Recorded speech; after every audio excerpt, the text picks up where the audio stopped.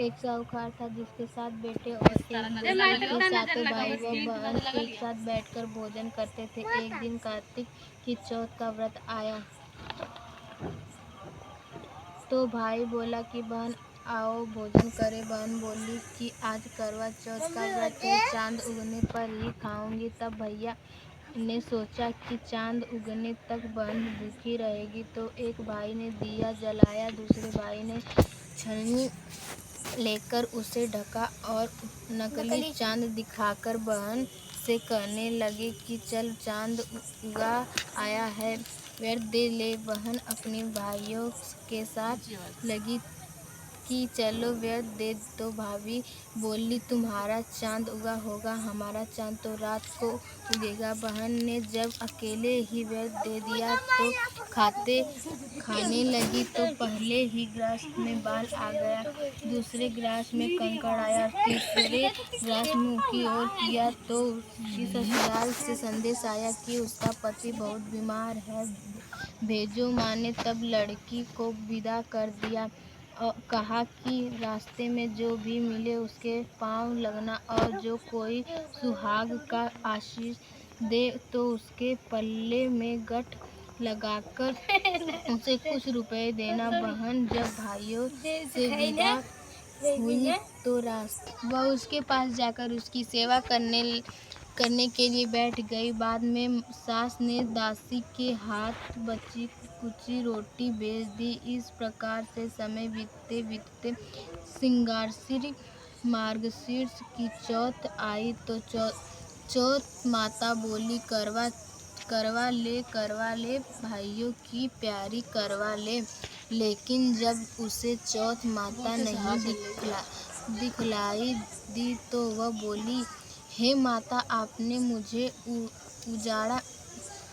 उजाड़ा तो आप ही मेरा उद्धार करोगी, आपको मेरा सुहाग देना पड़ेगा। तब उस चौथ माता ने बताया कि पोष की चौथ आएगी, वह मेरे से बड़ी है, उसे ही सब की चौथ आई तो उससे बताया कि तुम पर कार्तिक की चौथ नाराज है, उसी ने तुम्हारा सुहाग लिया है, वही वापस कर सकती है, वही आएगी तो पाँव पकड़कर विनती करना। यह बताकर वह भी चली गई। जब कार्तिक की चौथ आई तो वह गुस्से में बोली, भाइयों की प्यारी करवा ले, दिन में चांद उगानी करवा ले, व्रत खंडन करने वाली करवा ले, सुखी करवा ले। तो यह सुनकर वह चौथ माता को देखकर उससे पाँव पकड़कर गिराने लगी।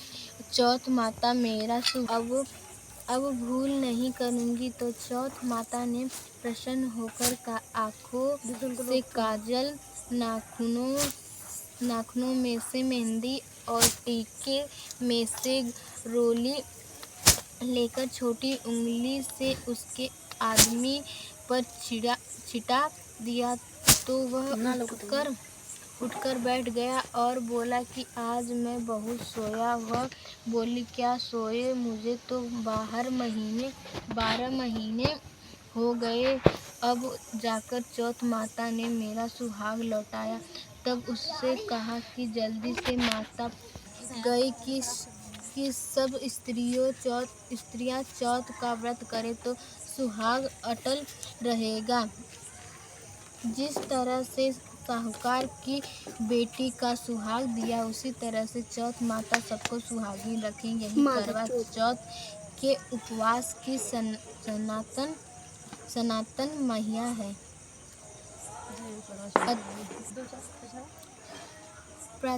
अति प्राचीन काल की बात है। एक बार पांडु पुत्र अर्जुन तप करने के लिए नीलगिरी पर्वत पर चले गए थे। इधर पांडवों पर अनेक मुसीबतें पहले से ही थी। इससे द्रौपदी ने शोक विह्वल होकर कृष्ण की आराधना की। कृष्णा उपस्थित हुई और पूछा, कहो क्या कष्ट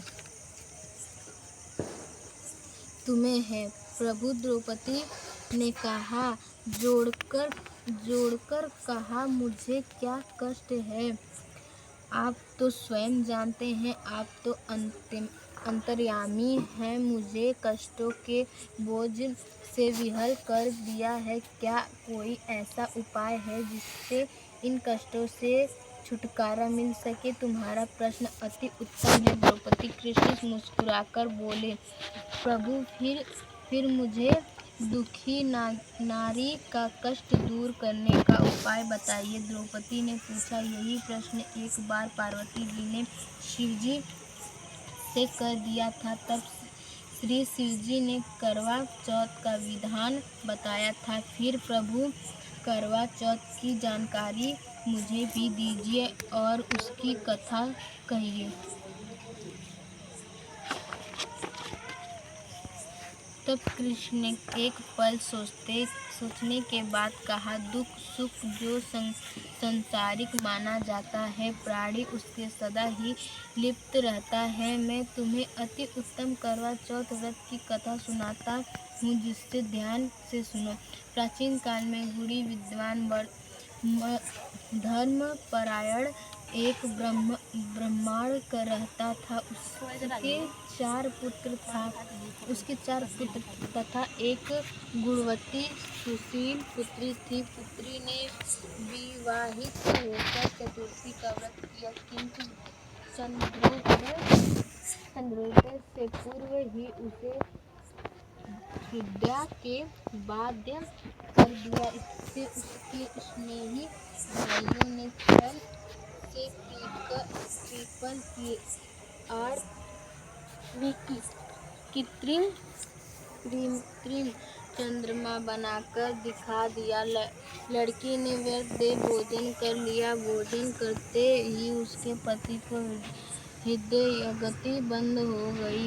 इससे दुखी होकर वह अन्न जल त्याग दिया। उसी रात्रि में इंद्राणी भूमिचरण करने आई। ब्राह्मण पुत्री ने उससे अपने दुख का कारण पूछा। इंद्राणी ने बताया, तुम्हें करवा चौथ का व्रत में चंद्र दर्शन से पूर्व भोजन कर लेने से यह कष्ट मिला है। तब उस लड़की ने